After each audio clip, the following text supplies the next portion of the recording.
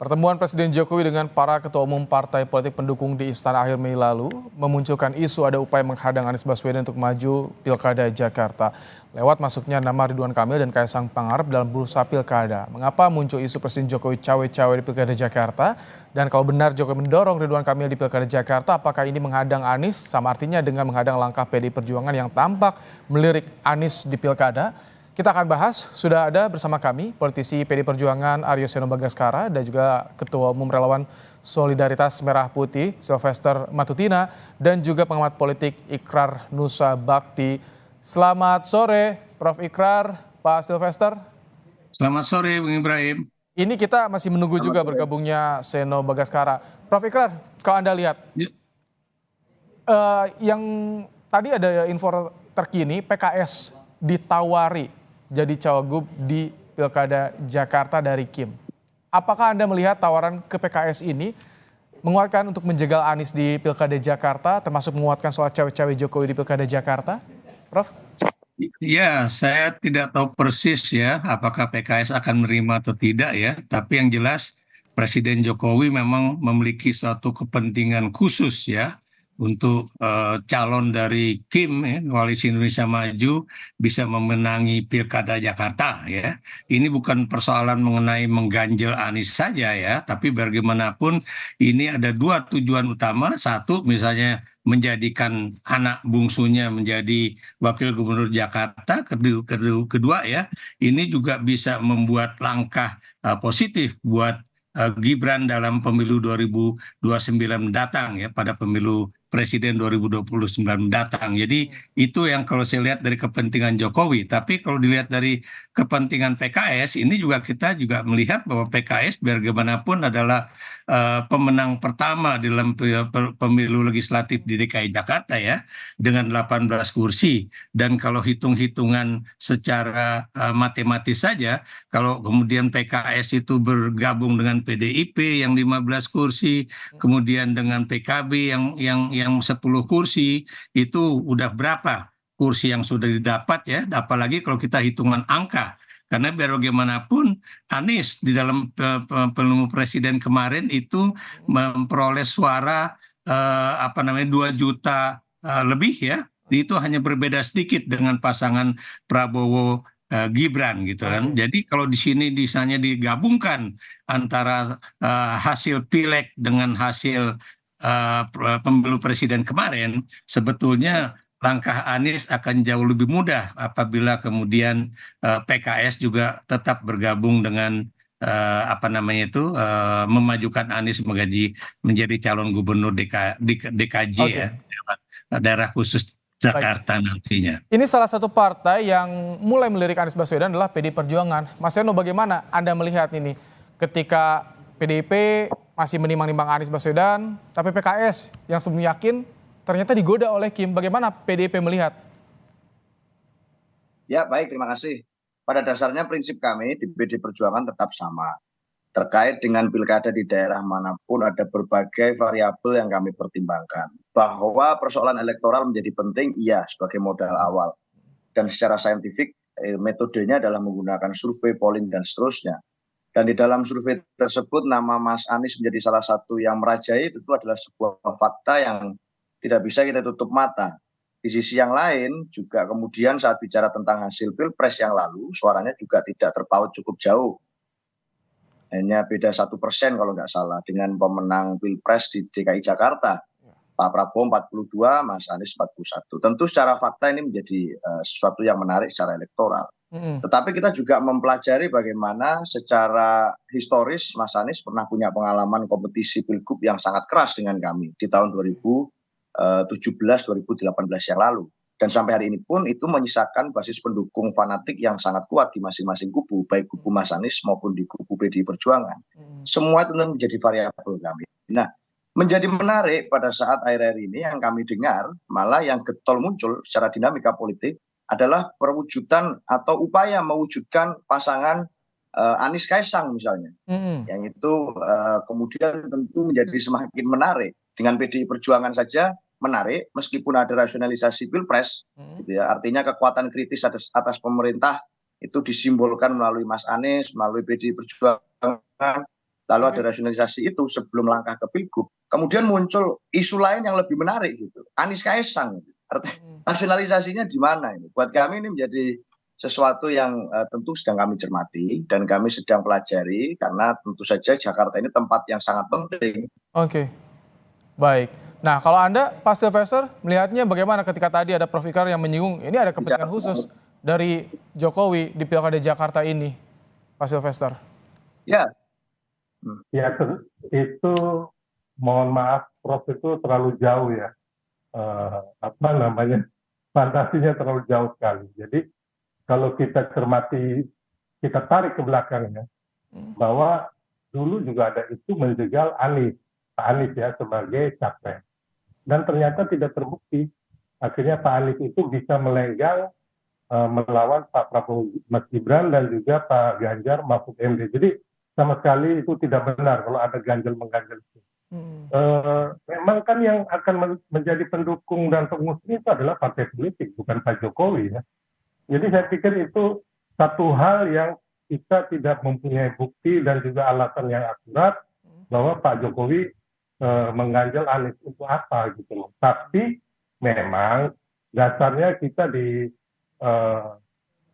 tim kampanye nasional Prabowo Gibran dan juga Koalisi Indonesia Maju ataupun relawan, kita pastinya akan mendukung yang sevisi dan misi dengan Prabowo Gibran gitu loh. Tapi bisa ya untuk kalau Jokowi bisa juga ikut andil dalam menentukan siapa yang akan maju di Jakarta sesuai dengan pertemuan ketum parpol di akhir Mei lalu ya, Pak Sylvester? Kan itu pastinya para ketum partai yang mengusulkan ataupun berwacana itu, bukan Pak Jokowi yang memerintah. Belum pernah ada loh. Bukti-bukti Pak Jokowi cawe dan mengintervensi itu nggak pernah ada sampai selama ini.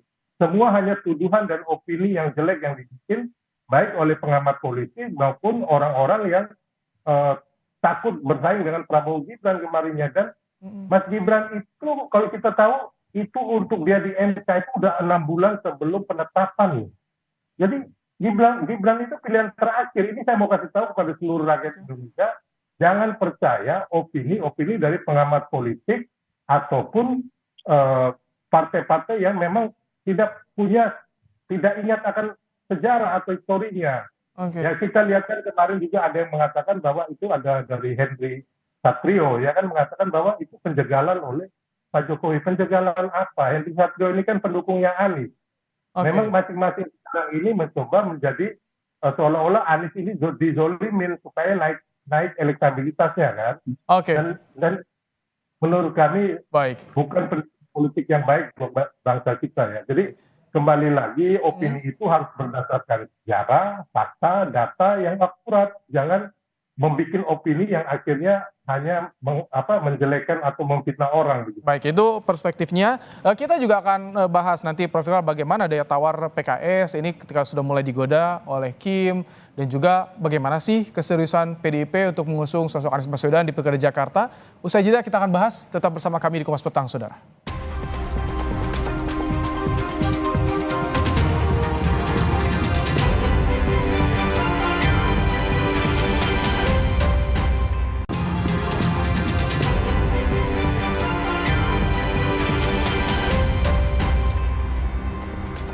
Kita kembali bersama dengan pengamat politik Ikrar Nusa Bakti dan juga Sylvester Matutina, relawan pendukung Prabowo Gibran, dan juga ada Aryo Seno Bagaskara, politisi PDI Perjuangan, bahas soal Pilkada Jakarta. Pak Ikrar, kalau Anda lihat daya tawar PKS ini bagaimana sih kalau nanti PKS gabung ke Kim, termasuk di Jakarta, di Pilkada Jakarta, siapa nanti yang akan ditinggal?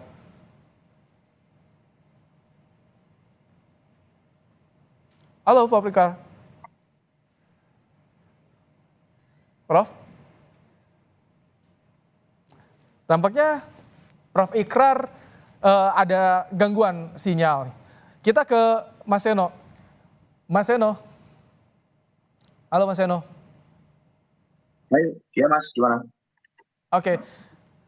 Mas Seno, kalau tadi disinggung Prof. Ikrar ada kepentingan khusus dari Jokowi ini. Kalau PDIP merasa ketika Anies mulai dilirik PDIP, ini mulai banyak yang menggoda ke partai politik yang sebelumnya mendukung Anies ini. Ya, Saya rasa prinsipnya sama, Mas. Tidak mungkin kemudian tidak ada kepentingan politik lain dari kekuasaan itu yang akan selesai begitu saja setelah Pilpres. Kita sadar betul bahwa pilkada ini adalah momentum untuk regain kekuatan, untuk melakukan regenerasi kepemimpinan, dan termasuk meletakkan orang-orang kepercayaan dari setiap kekuatan politik di daerah. Apalagi terjadi pemilu di 545 daerah secara serentak. Yang ini akan berpengaruh dengan landscape politik 5 tahun yang akan datang di dalam Pilpres 2029. Kita semua paham siapapun yang menjadi gubernur di Jakarta ini punya kesempatan untuk menjadi calon presiden. Secara dari tahun ke tahun itu yang terjadi.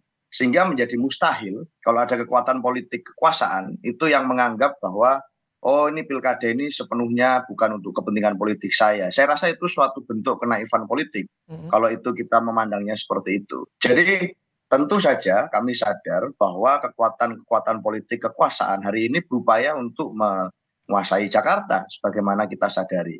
Tetapi dalam konteks itu hari ini PDI Perjuangan percaya bahwa kami ingin bertanggung jawab sepenuhnya terhadap pilihan politik kami. Jadi usulan-usulan dari bawah kami terima, masukan dari para pakar, dari lembaga survei, semuanya kami baca dengan cermat. Tetapi secara politik dan momentum, termasuk menyampaikan pesan politik untuk kemudian bicara tentang pilkada di daerah, itu akan kami lakukan pencermatan lebih dalam sebelum mengambil keputusan. Bagaimanapun nama-nama yang kami miliki di internal juga tidak kalah menarik kalau bicara tentang nama kader PDI Perjuangan. Selama ini kan kami diajak untuk membahas nama eksternal terus. Ada Mas Anies, ada Pak RK. Kami punya Pak Ahok padahal, kami punya Pak Andika, kami punya Pak Basuki, Menteri PUPR. Itu nama-nama yang saya rasa punya tempat tersendiri di dalam memori kolektif masyarakat. Dan hari ini masih kami uji coba secara simulasi. Saya rasa itu, Mas. Prof Ikrar, sudah bergabung kembali? Ya. Nah, Prof, bagaimana sih Anda melihat daya tawar PKS? Ini kalau misalkan nanti PKS jadi gabung ke Kim termasuk untuk di Jakarta, siapa nanti yang akan ditinggalkan? Apakah termasuk PDIP, Prof? Ya, kalau saya lihat di Pilkada DKI Jakarta ini ya, ini masih DKI mudah-mudahan ya, itu itu akan benar kalau PKS kemudian bersama PDIP bergabung juga gitu. Kenapa demikian? Karena ini juga akan menghilangkan sekat-sekat ideologi yang seakan-akan antara Islam dengan nasionalis itu tidak bisa menyatu gitu kan, atau yang dikatakan selalu antara minyak dengan air ya. Tapi kalau kita perhatikan ya, itu kalau memang ini di DKI Jakarta dia bisa bergabung, itu bukan mustahil bahwa partai ini berdua bisa saja akan duduk sama-sama menjadi oposisi yang loyal terhadap pemerintahan yang ada pada tingkatan nasional ya. Ini yang kalau kita perhatikan seperti itu. Dan mengenai siapa akan menjadi pendamping Anies, itu biarlah mereka kemudian akan bernegosiasi mengenai hal itu. Apakah dari PDIP seperti Andika Perkasa yang akan diajukan, ataukah dari PKS gitu kan? Seperti Bung Ali Sera yang boleh dikatakan berapa kali menjadi calon gubernur ataupun wakil gubernur DKI dari PKS begitu kan. Pak Mardani ini kan juga memiliki suatu masa yang cukup kuat di DKI gitu. Prof, kalau tadi disinggung ditanyakan nggak ada bukti menjegal Anies ketika ada menggoda PKS ini. Kalau misalkan yang Anda lihat apa bukti untuk menjegal Anies termasuk juga kader-kader PDIP di Pilkada Jakarta ini kira-kira, Prof? Dengan saya nggak tahu persis, tadi saya katakan bahwa saya nggak tahu persis apakah memang ada upaya menjegal Anies. Tapi kalau kita lihat dari sejarah politiknya ya, memang Anies adalah orang yang memang tidak disukai oleh Presiden Joko Widodo begitu kan, baik itu dalam Pilpres 2024 ataupun ketika Anies juga menjadi bagian dari koalisi Jokowi JK pada pemilu 2014 yang lalu gitu kan. Nah, kita juga lihat bahwa biar bagaimanapun ya, Anies itu memegang sosok posisi yang sangat penting karena dari sisi elektabilitas, dari sisi dukungan ya, baik itu dari tingkat masyarakat atau partai politik, itu Anies masih menjadi sosok yang boleh dikatakan nomor satu lah untuk pilkada DKJ ataupun DKI jadi, Jakarta Prof, ini. ketika Anies jadi antitesanya Jokowi, itu yang dimanfaatkan oleh PDIP, kesannya yang Anda baca saat ini seperti itu? Bukan gitu ya, karena Anda tahu ya, Anies itu kan pernah menjadi Menteri Pendidikan dan Kebudayaan pada eranya Jokowi ya, dan kemudian berhenti tengah jalan gitu kan, Oke. baru 1 tahun setengah kalau nggak salah. Dan kemudian ya, ketika akan menjadi apa itu dalam pilkada DKI ya 2017 yang lalu memang ada suatu problem besar ya Oke. antara Ahok dengan Anies misalnya ya. Tapi Anda juga tahu Ahok sudah mengungkapkan bahwa itu bukan persoalan pribadi antara dia Oke. dengan apa Anies ya, tapi juga ada tangan-tangan Jokowi di situ yang kemudian akhirnya Anies bisa memenangi pilkada DKI pada saat itu ya, dan Ahok kemudian akhirnya masuk penjara begitu kan. Oke, baik. Sebelum ke Mas Seno, saya ingin ke Pak Silvester. Pak Silvester, kalau melihat sekarang dinamika yang terjadi di Jakarta, mungkin nggak ini nanti keputusan akhir ada di tangan Jokowi soal siapa yang akan maju pilkada Jakarta menurut Anda nih? Walaupun tentu ada dari parpol juga usulan-usulannya. Ya, saya pikir bukan Pak Jokowi ya. Nantinya kepentingan Pak Prabowo dan Mas Gibran, karena pelantikan 20 Oktober mereka yang akan jadi presiden dan wapres, dan Pak Jokowi ya akan lengser ke Babon pulang ke Solo gitu. Jadi kembali lagi saya mohon maaf ya, teman-teman kadang-kadang ini melakukan opini tapi tidak mempunyai dasar dan fakta gitu loh. Mulai dari yang saya bilang tadi Prof juga udah bilang bahwa tidak ada bukti gitu loh menjegal Anies. Memang nggak ada gitu loh, ya kan? Memang nggak ada bukti dan fakta gitu. Jadi memang ini bisa-bisanya timnya Anies, ya kayak Hendy Satria kalau nggak salah itu, yang mengatakan bahwa Pak Jokowi menjegal Anies gitu loh. Itu dasarnya dari mana? Dan kita tahu bahwa Hendy Satrio ini adalah timnya Anies Baswedan. Jadi kembali lagi tolong masyarakat kita itu dididik, diajarin politik yang benar gitu loh. Jangan hanya opini, tidak berdasarkan fakta terus dihembuskan.